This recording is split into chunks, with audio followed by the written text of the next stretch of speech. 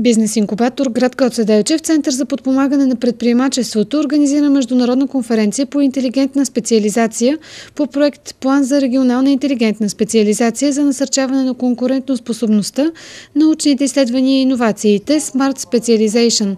На конференцията бе представен план за регионална интелигентна специализация за насърчаване на конкурентоспособността, научните изследвания и иновациите. Днешната конференция по проект за интелигентна специализация е в рамките на партньорство от 10 партньора,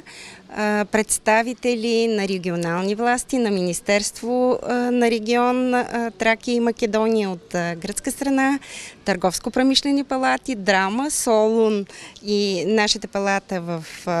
Благоевград, Институт Аристотел в Солун, научно-изследователското им звено Орениум,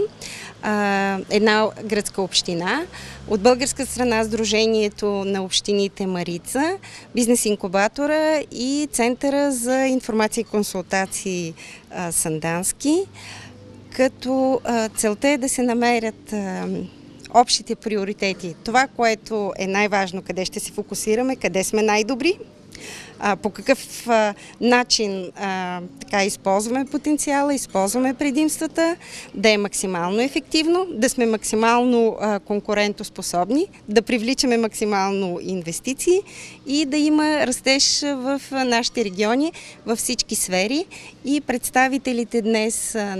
на местните и регионални власти, на университети, на неправителствения сектор, на бизнеса и бизнес организациите, се надяваме, че те са намерили своето място,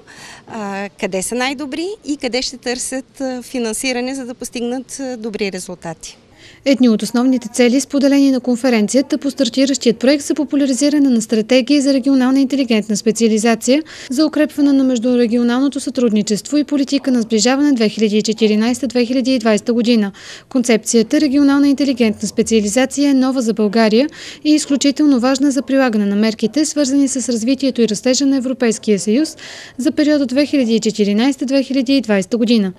Дейностите, които ще се извършат по проект, ще се осъществяват в регион Македония, Солун, Драма, областите Благоевград и Хасково. Едни от най-важните резултати, които се очакват с реализирането на проекта, са насърчаване на заетостта, местни инициативи на заетост, разработване на бизнес инфраструктура и дейности и преструктуриране на местната икономика. Този репортаж е създаден в рамките на проект План за регионална интелигентна специализация за насърчаване на конкурентоспособността, научните изследвания и иновациите Smart Specialization, финансиран от Програма за европейско териториално сътрудничество Гърция-България 2007-2013 година, договор за безвъзмездна финансова помощ номер B3.32.02/31.12.2013 година, съфинансиран от Европейския съюз чрез Европейския фонд за регионално развитие и националните фондове на Гърция и България.